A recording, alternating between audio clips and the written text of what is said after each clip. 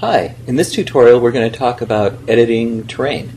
Let's start with an empty world. We'll go into the Load World menu, and somewhere in here is Empty World. Start that and hit Escape to get into the editor. Now, as you can see, there's absolutely nothing here. So first thing we're going to do is we're going to add some terrain. This brush down at the bottom is what we use to add terrain. Notice as soon as I click it, we get a big square, and I can use the left mouse button to start painting ground. So we can paint. That's painting with the left mouse button. With the right mouse button, we're actually deleting. So we can add and delete terrain. Now, some of the options we have. Over here is a submenu off of this brush.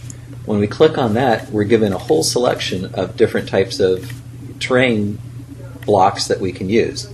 Here's one that I like. It gives you a nice grassy look. Now if you notice right now, as I'm painting, I'm adding new terrain, but I'm also painting over the old one.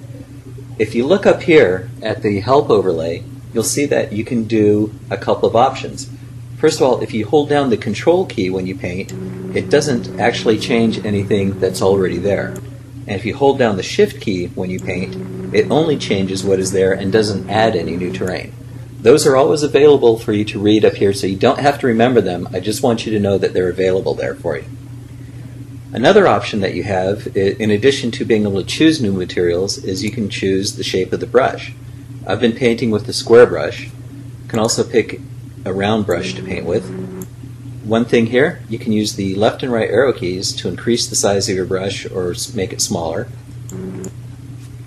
Another interesting brush option are the stretch brushes. These allow you to click, hold, and drag, and then when you let go, it paints a whole stripe at a time. These are really nice for making long, straight stretches of terrain, especially if you're doing like a side scroller or some game like that. Often you're wanting to use a collection of different materials to give a certain feel, and it's kind of a bother to keep having to go back and pick those materials back out of the menu over and over and over again.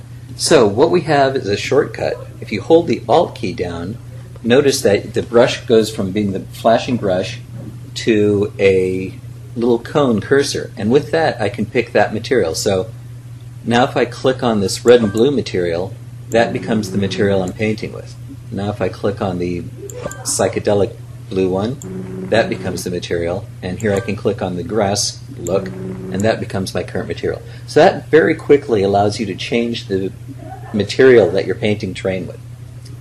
Next thing about terrain is hills. So we go to the next tool over, and the one that looks like a hill being raised.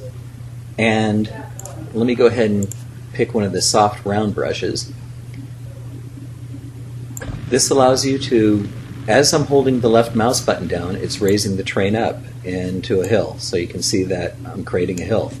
Now if I use the right mouse button, it lowers it back down.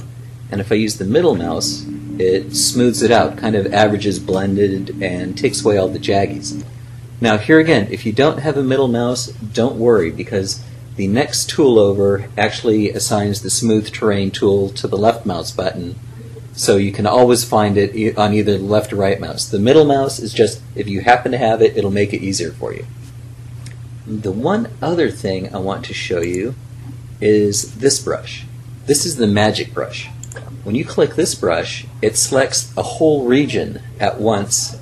Basically, it fills out to the edges of whatever that material is.